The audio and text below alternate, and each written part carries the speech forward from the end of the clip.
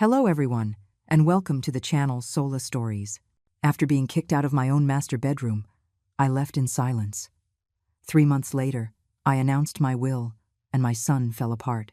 I used to believe that you raise children to have support in your old age. Reality, however, hit me like a ton of bricks. It turns out, raising children is what makes you need support in your old age. That sentence is like a fine needle stabbing directly into my heart so painfully I can barely breathe. My daughter-in-law, Jessica, didn't even make a phone call. Not a single heads up. She just moved her parents, who live hundreds of miles away, into our home and settled them directly into what had always been my master bedroom. She was all smiles, her tone as light as if she were announcing a holiday. "Mom, you can stay with us in the guest room. My parents are getting older and have trouble getting around. The master bedroom has the balcony. It's brighter, and it's easier for them to get some Sunday." I just stood in the middle of the living room, feeling like a stranger who had wandered into the wrong house. The sunlight streamed through the patio doors. It should have been warm, but it couldn't touch the cold, lonely feeling inside me. I looked over, and the door to my bedroom was open, piled high with suitcases I didn't recognize and brightly colored bedding. I turned and looked at the small guest room. All my belongings, the things I'd collected over a lifetime, were piled in the corner like junk. Even the old recliner that belonged to my late husband was shoved sideways, crammed against the wall. My heart sank, piece by piece, as if I were falling into an abyss. It was a cold that went straight to my bones. Forget it, I thought. I'm an old woman. I've lived this long just to become an eyesore to them. I didn't yell. I didn't fight. I knew that arguing with someone like Jessica would only make me look foolish. And as for my spineless son, Matthew, who is completely under her thumb, he wasn't worth wasting my breath on. That afternoon, while the four of them were enjoying a happy family nap, I quietly packed a small suitcase. They probably thought I was just throwing a tantrum, maybe driving to my sister's house for a few days, and that when I had nowhere else to go, I'd come crawling back, ready to be their free nanny and ATM again. How naive. My name is Eleanor Vance. Before I retired, I was an English teacher. I spent my life teaching, explaining countless lessons and holding firm to my principles. They had completely misjudged me. 3 months later, I called a family meeting in my old apartment, the one that is now bright, clean, and orderly. With them sitting right in front of me, I pulled out the will, already stamped and notarized, and calmly announced my plan for my estate. My son Matthew, the one who always just wanted to keep the peace and maintain a sense of superficial harmony, instantly turned bright red. He was furious, like a cat whose tail had been stepped on. He finally understood who really held the power in this family. But by then, it was far, far too late.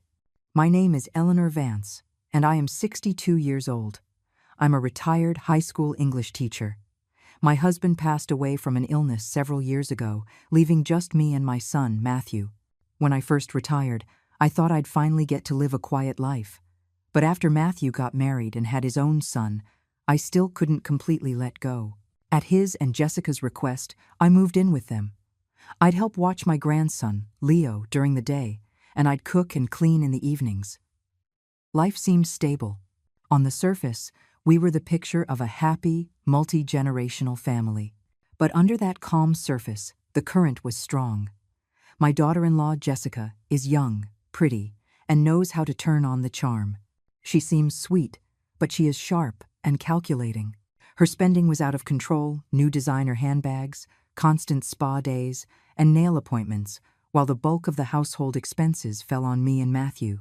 She was polite to my face, but the flashes of contempt and impatience in her eyes stung me like a needle. For example, she'd smile at dinner and say, "Mom, this is a little heavy. We're trying to eat clean now, low carb." But then she'd secretly order Leo a large pepperoni pizza. Or she'd pick up the reading glasses I left on the coffee table and say dramatically, "Oh, Mom, these frames are so vintage. I'll order you a new pair from Warby Parker." And then, of course, she never did. I chose to let all these little things slide. I told myself, a happy home is the most important thing. My son was caught in the middle, and it wasn't easy for him. Besides, the 3-bedroom, 2-bath house they were living in was mine. My late husband and I had saved for most of our lives to buy it. The deed is in my name, and my name only, crystal clear. When my son got married, I was generous. I said, "You two are just starting out, and life is expensive. Why don't you move in with us? There's plenty of space, and we can all help each other out." I never charged them a dime in rent. In fact, I often used my pension to help pay for the utilities and groceries. I thought all of this sacrifice would earn me their genuine gratitude and respect. But about a month ago, Jessica started casually bringing up her parents. "Mom, my parents' situation back home is just awful. Their rental is old and damp. It's freezing in the winter and humid in the summer.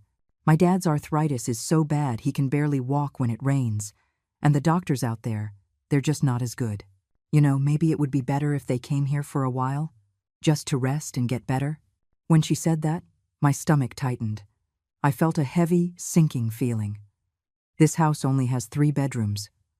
With the 3 of us and Leo, it was already a full house. If 2 more people came, where would they even sleep? And our lifestyles are so different. With so many people under one roof, it would be a recipe for conflict. I tried to gently and politely express my concerns. "Jessica, it's wonderful that you want to take care of your parents, but you have to be realistic. We just don't have the space. If they came, where would they stay? And our routines are so different. I'm afraid they wouldn't be comfortable, and it would just make things harder for them." Jessica just smiled, didn't pursue it, and looked back down at her phone, her thumbs flying across the screen. I thought that was the end of it. I had no idea she had zero intention of actually discussing it with me. That day, I had a morning watercolor class at the local community college. I stopped for groceries on the way home, planning to make a nice dinner for everyone.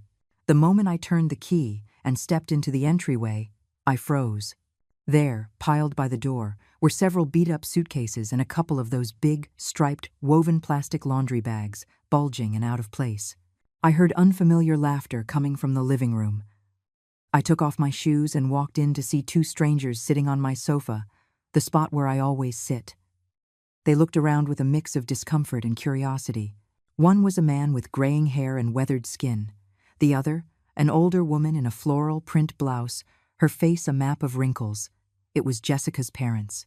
I had only met them once, briefly, at the wedding. Hearing the door, Jessica hurried out of the master bedroom, stretching an artificial smile across her face. She looped her arm through mine, a little too affectionately. "Mom, you're home. Look, my parents are here." She announced it like it was wonderful news. "They're going to be living with us from now on. It'll be so much livelier with more people. I've already moved your things into the guest room," she continued, her voice bright and chipper. "The master bedroom is for my parents. They're older and light sleepers, and the master is quieter. Plus, it has that big balcony. The sun will be so good for them." Her words were crisp, and every single one hammered into me like a nail. This wasn't a discussion. It was a hostile takeover. There was no room for negotiation. I looked past her at the half-open door to my bedroom. My vanity, which I had used for over a decade, was gone. In its place were a strange thermos and several prescription bottles. The orchid I had carefully tended to for years was shoved into a corner, replaced by a fake plant I'd never seen before. And my books, my family photo albums, and the few keepsakes from my late husband. They were all now brutally crammed into the tiny, pathetic space of the guest room, like a group of homeless refugees. My son, Matthew, stood behind his wife, his eyes darting everywhere except at me. He was wringing his hands, and his lips trembled before he finally mumbled, "Mom, Jess, she's just trying to help." Help? How is this helping? This is a blatant, arrogant takeover of someone else's space, and they were talking about it like it was a noble act. In that moment, all I felt was an icy chill creeping up from my feet, straight to my heart, and into my head.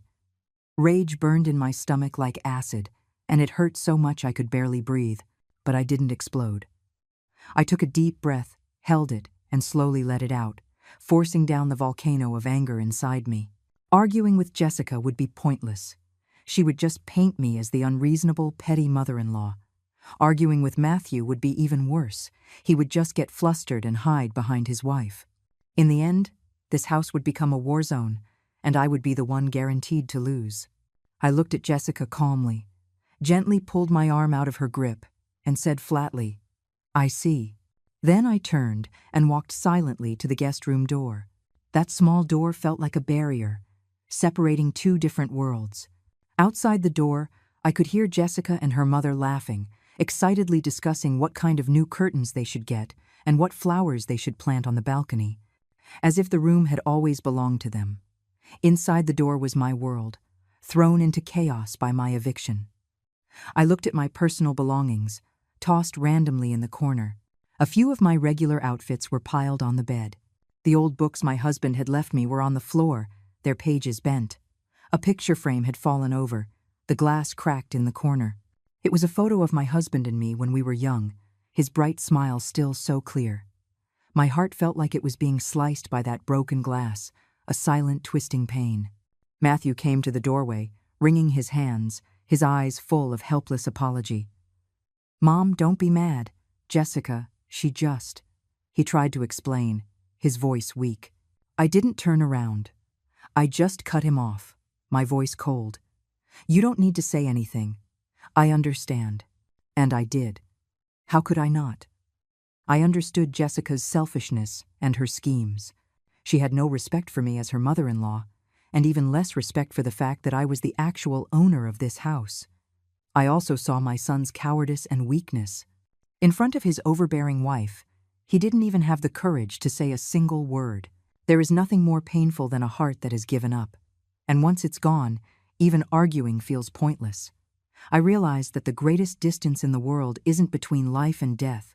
It's standing in front of your child, and he thinks it's perfectly natural to give your room to his mother-in-law.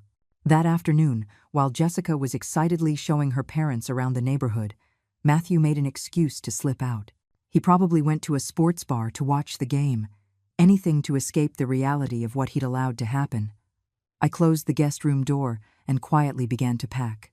I didn't take much, just the most important things: my driver's license, passport, bank cards, a few pieces of jewelry, and that picture frame with the cracked glass, which I wrapped carefully in a shirt.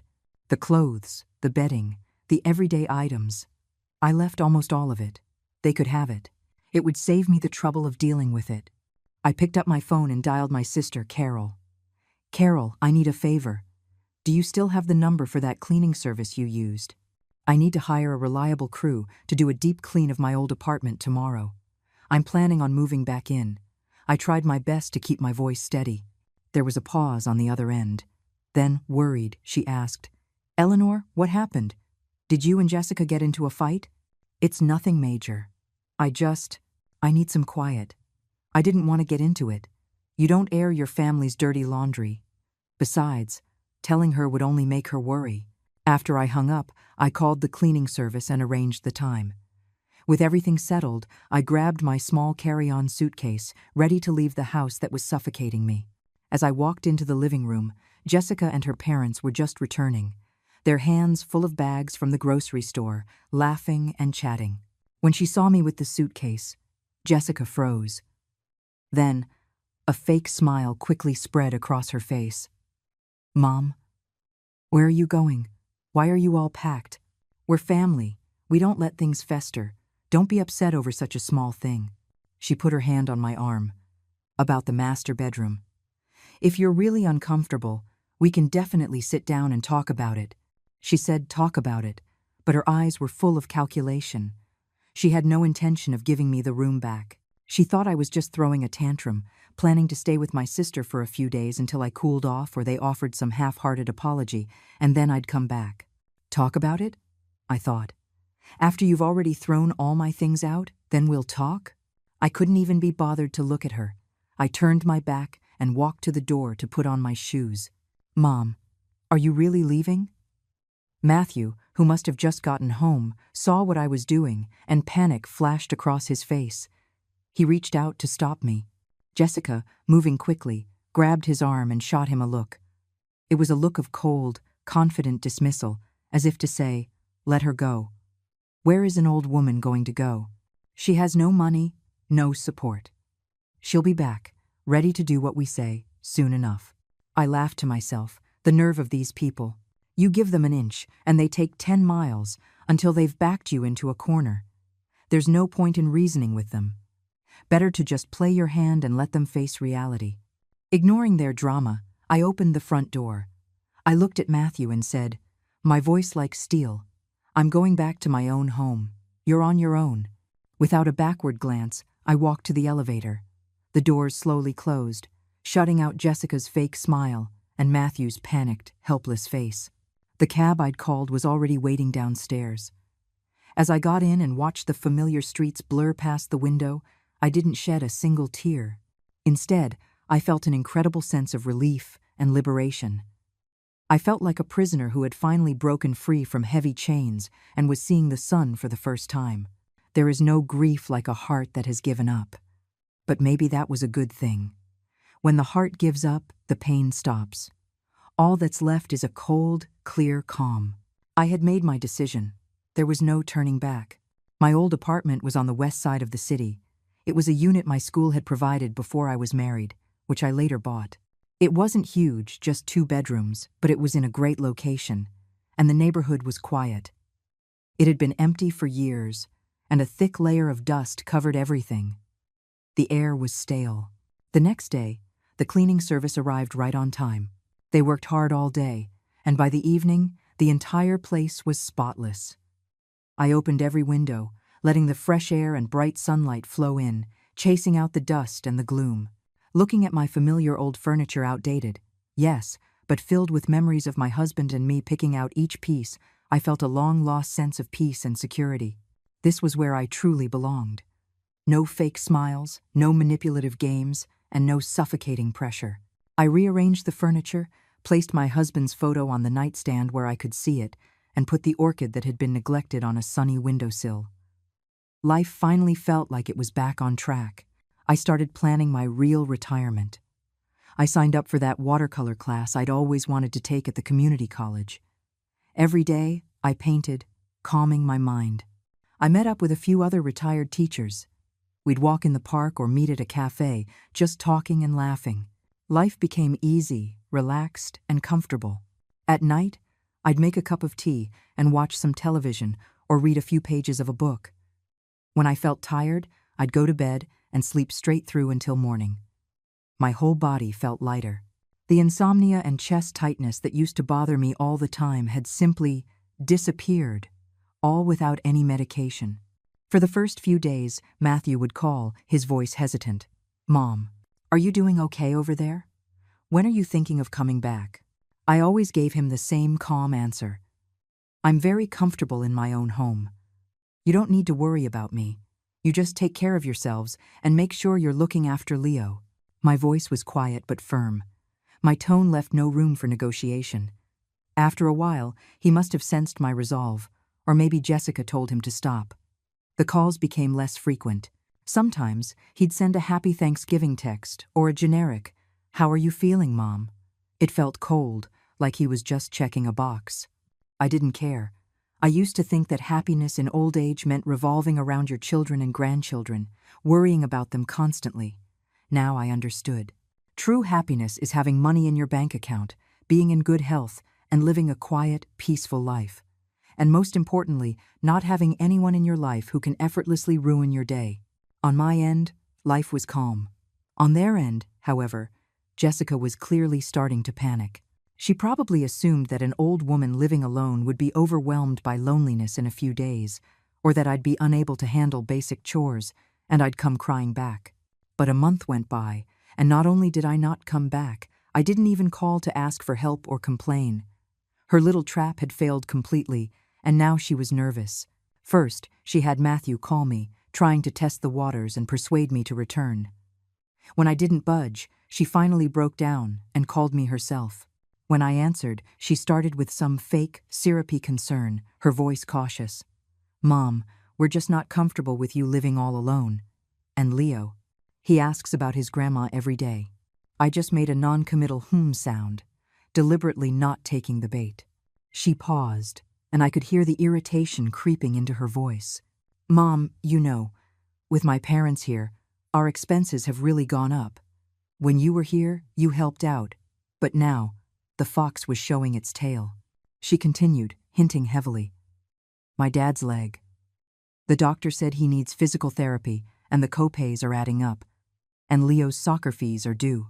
Things are just really tight right now. It was all about one thing. She wanted me to give them money. I laughed silently to myself, but my voice was steady. Oh, really? Well, then you two will have to get better at budgeting. Jessica probably didn't expect that answer. She was stunned for a second, and then her voice turned hard. Mom, I just mean, you have a good pension. Can't you help us out a little? We're family after all. You have to think of the big picture. Family? I repeated the word, my voice dripping with irony.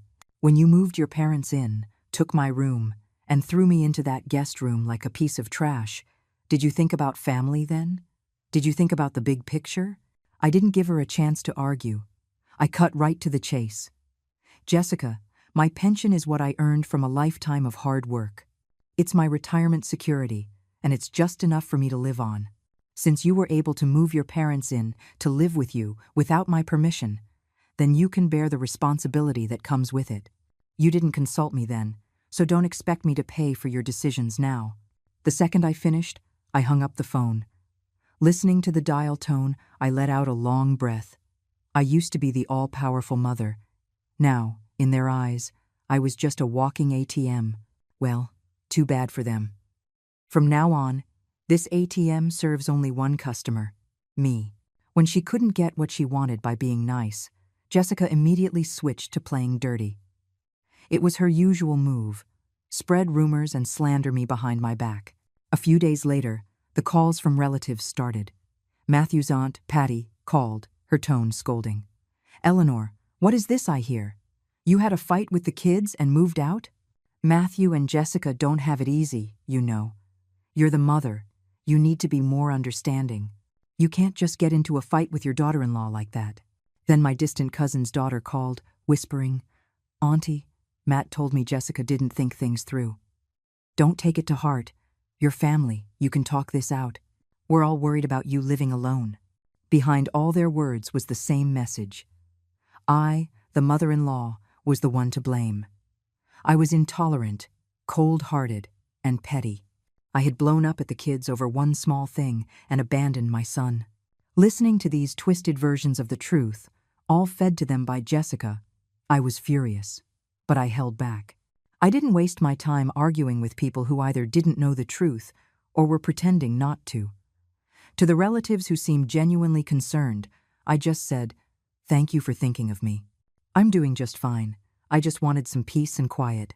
But to the ones who were clearly calling to scold me on Jessica's behalf, I didn't hold back. Oh, she doesn't have it easy? Who was there when I didn't have it easy? She wants her parents to live in my house, fine. But why does she expect to use my money to pay for it? Is her money not hard-earned? If she's such a good daughter, why don't you pay for her parents? After a few sharp comebacks like that, the calls tapered off. I knew Jessica's plan had failed again. But this whole thing taught me a valuable lesson. Gossip is dangerous. I couldn't just sit back and let Jessica slander my name. So, I started to methodically gather evidence. I scrolled back through old text messages, finding all the times Jessica had hinted I should pay for things for her, or complained that I wasn't generous enough. I also called an old neighbor I was still friendly with and quietly asked how things were going at the house since I left.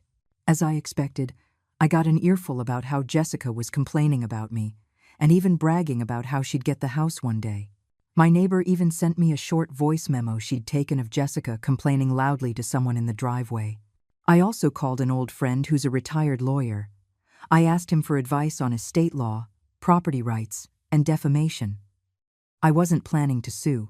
I just wanted to know my rights. I needed to have my ducks in a row. I had to have the power to protect myself and fight back against their lies.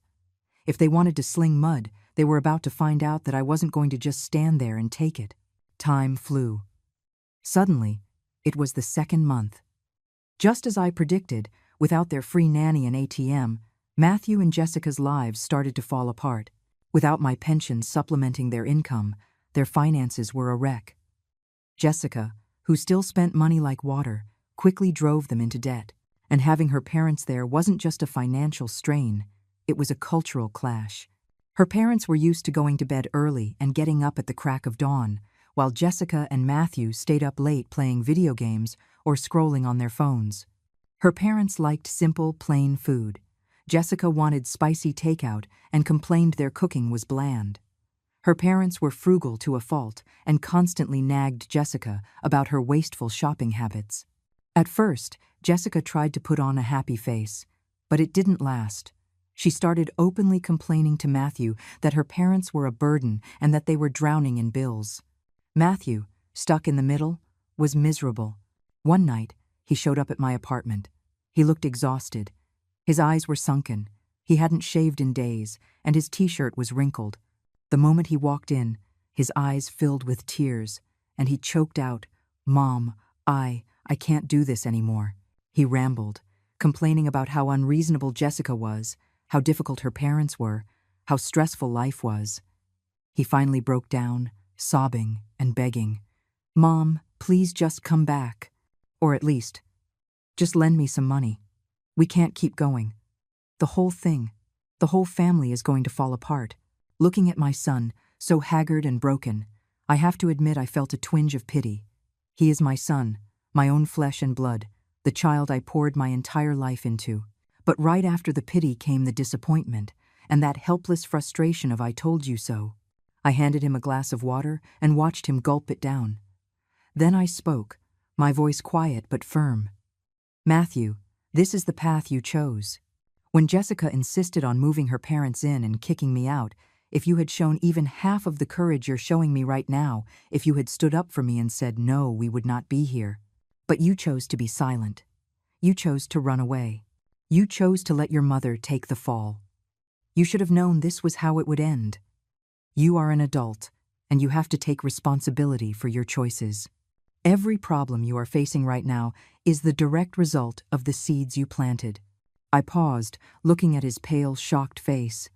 "As for money, I will not lend you any, and you can go back and tell your wife that she will not see one single penny of my money. Ever."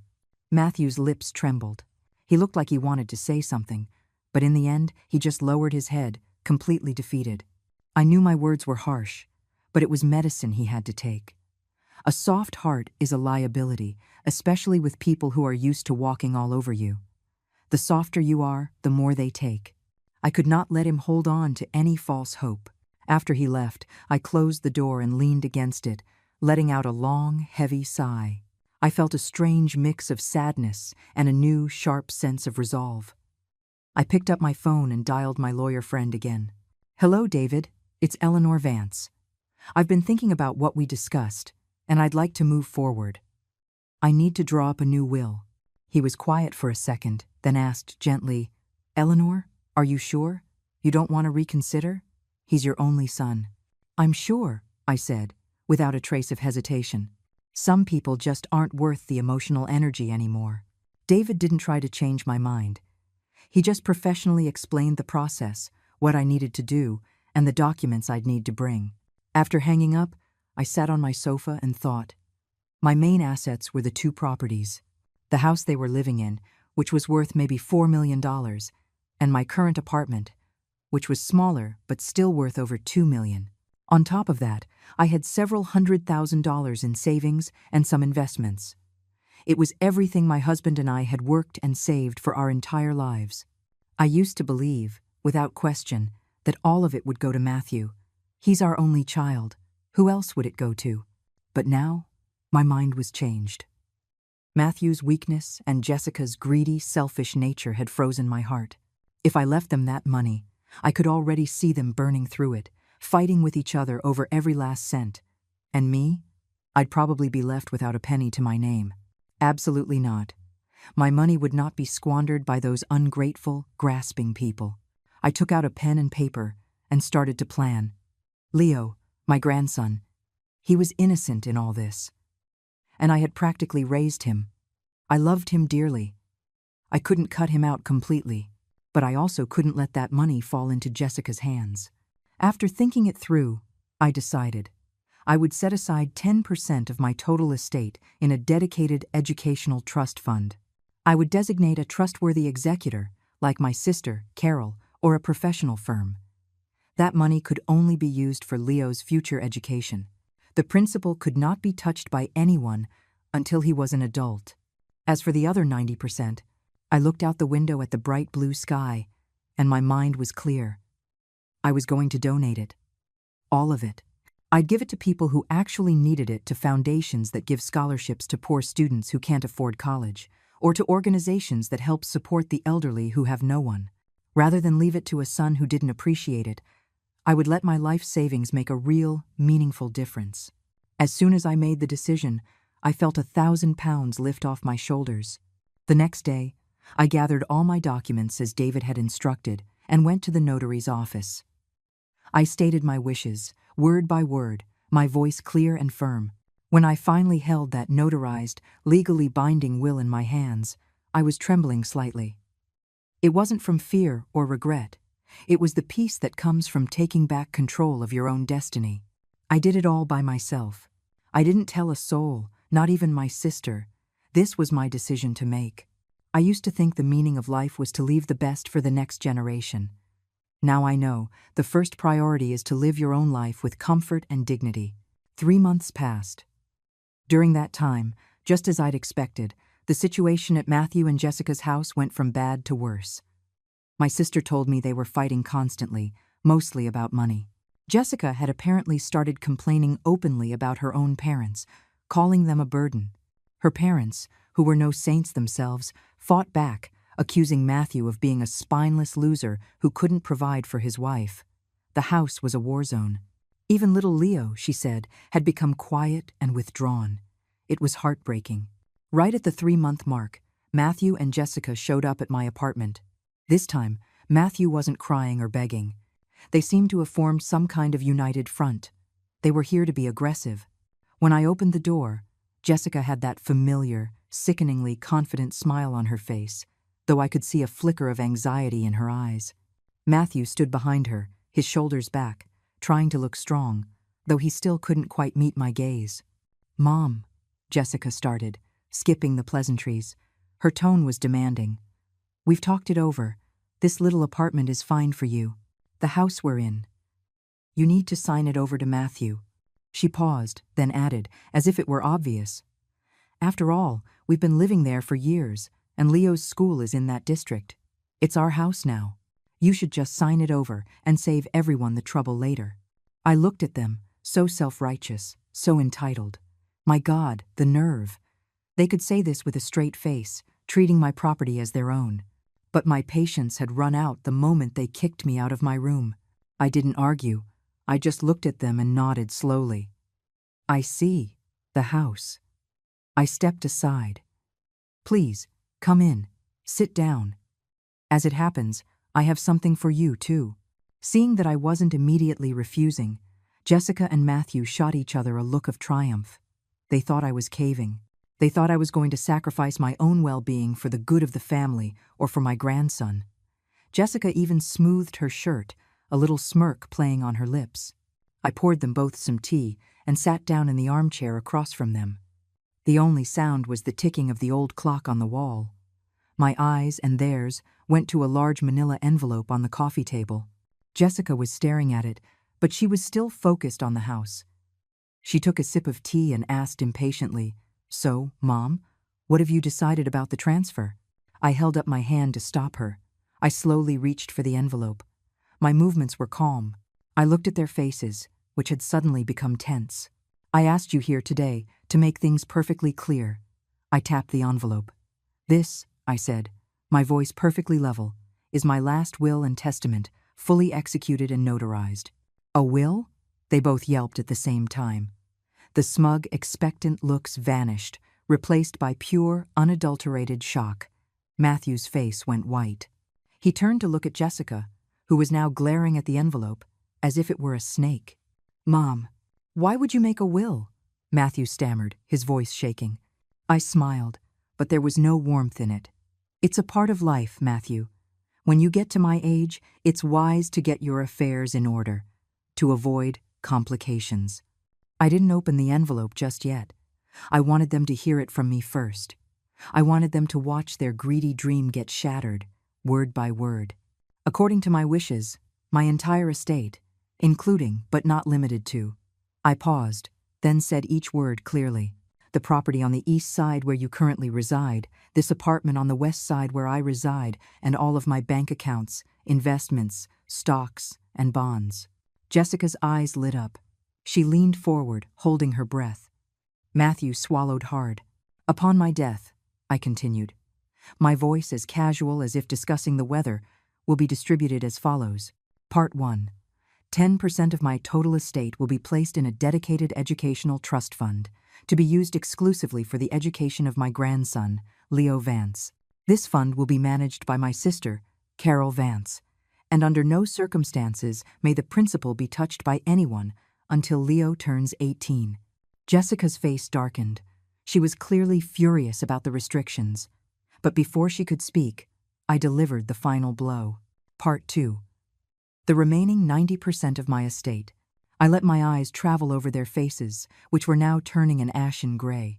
It will be donated, in its entirety, to the Boys and Girls Clubs of America and a local hospice foundation to help underprivileged students and to provide care for the elderly.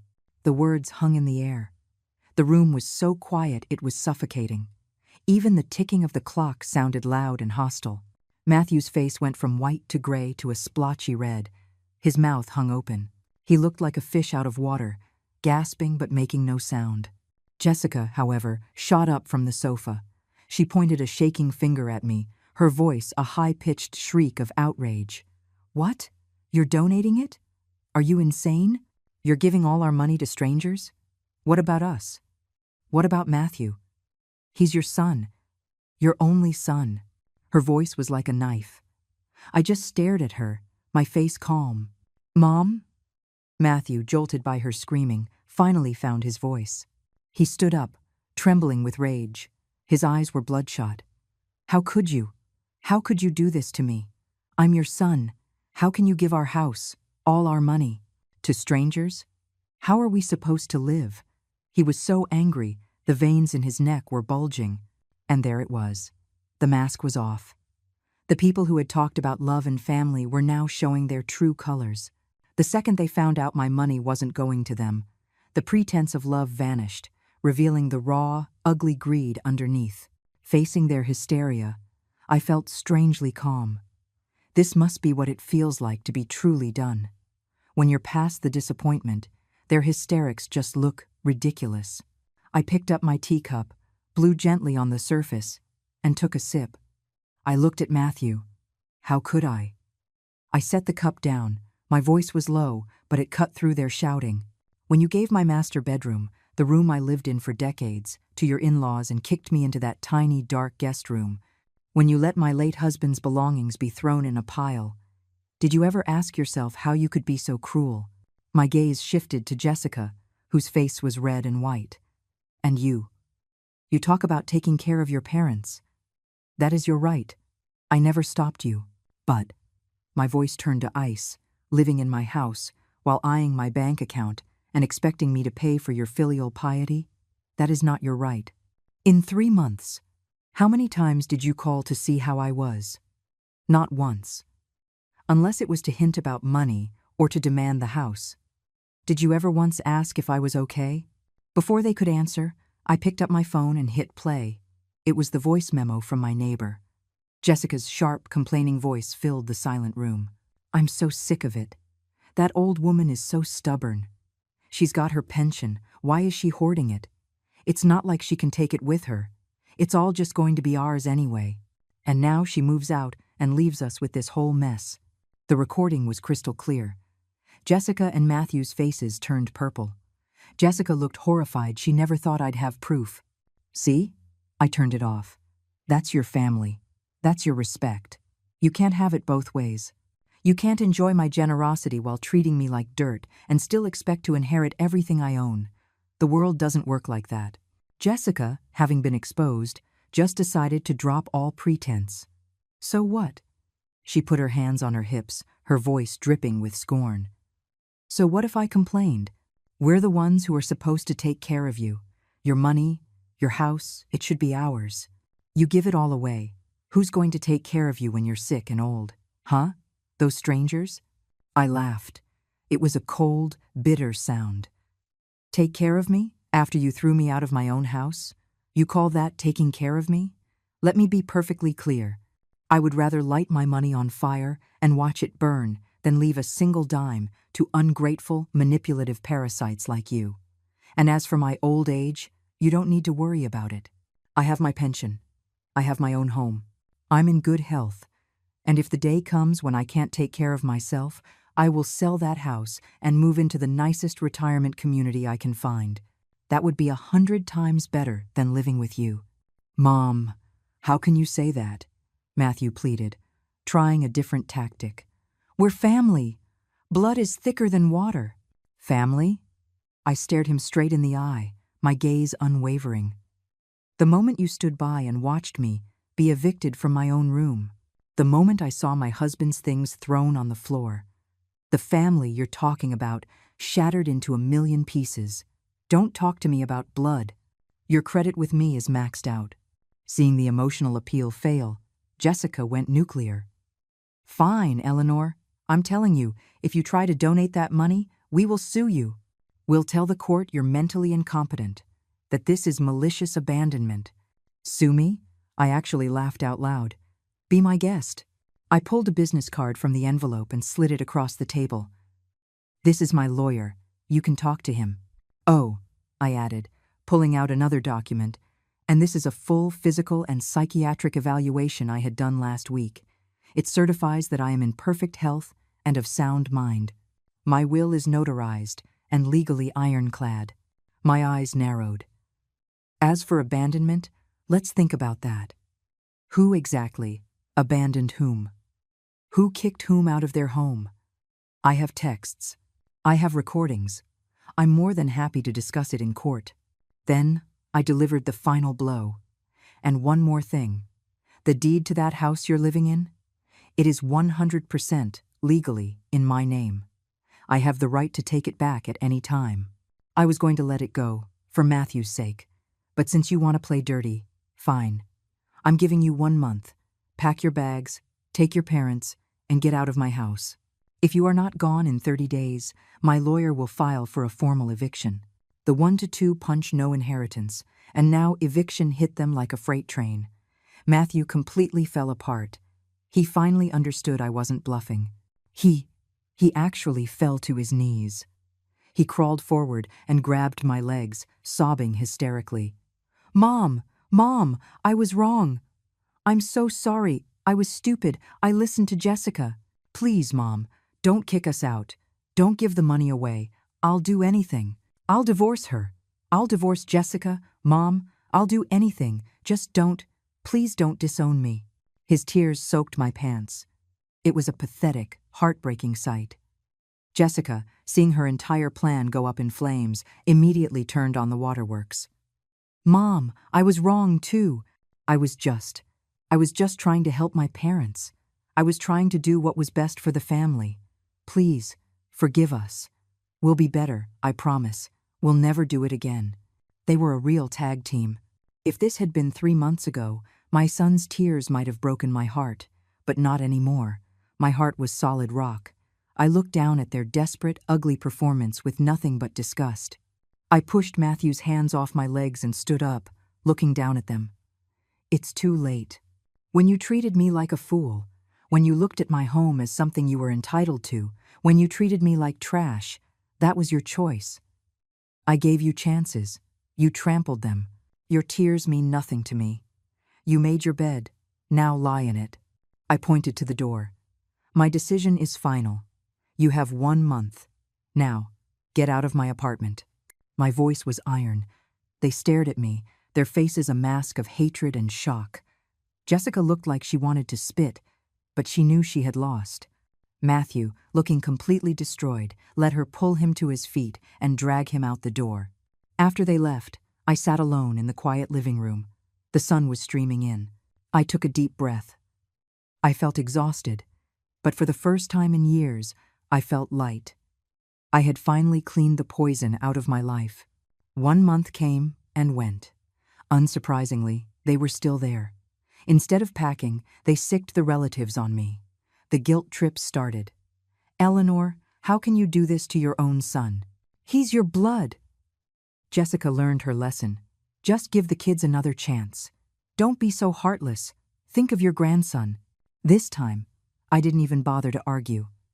I had my lawyer send an official, certified eviction notice. It stated that if they were not off the property by the deadline, he would file for a court-ordered removal. As for the relatives, I blocked their numbers. I was done. I went on with my life. I went to my classes. I had coffee with my friends. I even posted a few pictures on Facebook from a little weekend trip I took, and some of my new watercolor paintings. I made sure to post photos of me smiling, surrounded by friends looking happy and healthy. I knew they'd see them. Finally, facing a legal eviction and the very real threat of the sheriff showing up, they cracked. Jessica's parents, apparently unable to stand the side-eye from the neighbors and the stress of it all, quietly packed up and went back to their rural county. With their common enemy, me, gone, Matthew and Jessica turned on each other.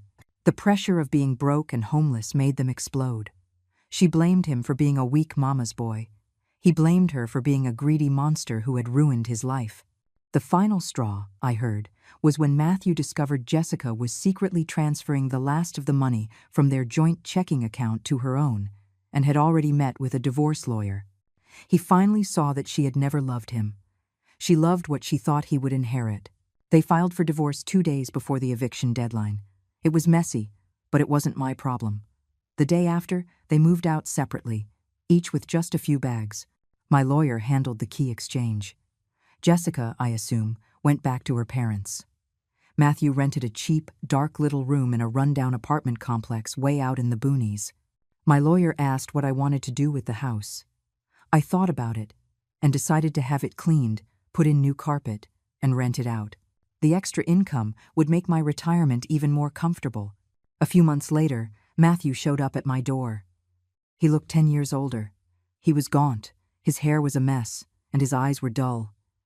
He just stood there and whispered, "Mom." I let him in. He sat nervously on the edge of the sofa, wringing his hands. After a long silence, he looked at me, his eyes red. "Mom," he choked out, "I know, I was wrong. I'm so sorry. I wasn't a man. I let you down." He just sat there and cried, apologizing over and over for how he had betrayed me. Looking at him, my son, I did feel my heart soften. But I wouldn't make the same mistake again. I listened. When he was finished, I said, "Matthew, I'm glad you understand what you did. You are my son. That will never change. I acknowledge that. But," my voice became firm, "what you and your ex-wife did destroyed the trust between us. A simple, 'I'm sorry,' can't fix that. You can't just glue a broken mirror back together and pretend the cracks aren't there." I looked him in the eye. "I will accept you as my son. You can come and visit me, but we will not go back to the way things were. You are an adult, and you have to walk your own path. I will not be your safety net. I will not be your ATM. If you can grow up, get your life together, and learn what responsibility really means, then maybe, over time, we can rebuild something. But for now, this is how it has to be." I didn't give him any money. He had to learn to stand on his own. My life, on the other hand, is wonderful. I'm busy. I'm taking a history class now. My friends and I have potlucks. We go line dancing in the park, and we're planning a trip to Florida next spring. I am healthy, my finances are secure, and my mind is at peace. And that will? I haven't changed a thing. I get regular updates from the foundations. When I see the pictures of the students who got scholarships or read about the new comforts provided at the hospice, I feel a sense of purpose that is worth more than any inheritance. Sometimes I share my story with my friends, not to brag, but to warn them. In your later years, you must protect yourself, protect your assets, and protect your boundaries. You cannot set yourself on fire to keep your children warm. Their happiness is their own responsibility. Our first job is to live our own lives with dignity. The greatest wisdom of old age isn't how much you leave behind for your children. It's how much dignity and how much freedom you saved for yourself.